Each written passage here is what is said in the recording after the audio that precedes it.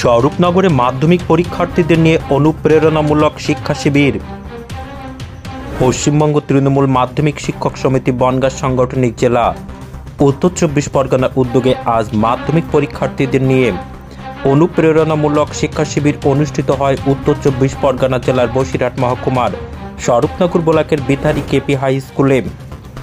ইতিমধ্যে সংসদীয় জেলার মোট 132টি বিদ্যালয় থেকে প্রায় 5,000 জন পরীক্ষার্থী অংশগ্রহণ করেছে মোট 12টি প্রশিক্ষণ শিবিরে।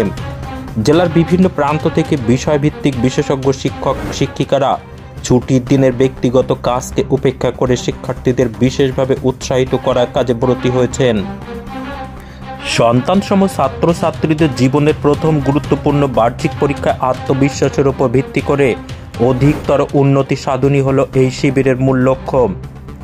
পশ্চিমবঙ্গ তৃণমূল মাধ্যমিক শিক্ষক সমিতির বনগাঁ সাংগঠনিক জেলা সভাপতি রবিউল ইসলাম বলেন, শিক্ষার্থীদের পরীক্ষাভীতি দূরে সরিয়ে স্বতঃস্ফূর্তভাবে পরীক্ষা দানের মাধ্যমে প্রকৃত মানুষ গড়ে তোলার জন্য এই শিবিরের আয়োজন। প্রত্যন্ত এলাকায় এই রকম একটা শিক্ষা শিবিরে অংশগ্রহণ করতে পেরে ছাত্রছাত্রীরা খুবই খুশি।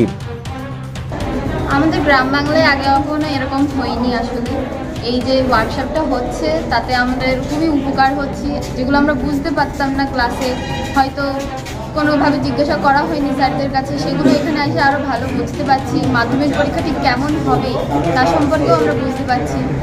আর এই যে ওয়ার্কশপের ফলে আমরা মাধ্যমিকে যে ভালো রেজাল্ট করবো সেটারও একটা শুভেচ্ছা দেখানো যাচ্ছে, কারণ আমাদের রেজাল্টের বিষয়ে যে নাম্বারগুলো জানা যাচ্ছে, যে নাম্বার কীভাবে খাতা দেখে, তো এইসবের মধ্যে দিয়ে আমাদের যে শিক্ষক শিক্ষিকারা আমাদেরকে যে পড়াচ্ছেন সেটা বিষয়েও আমরা খুব ভালো।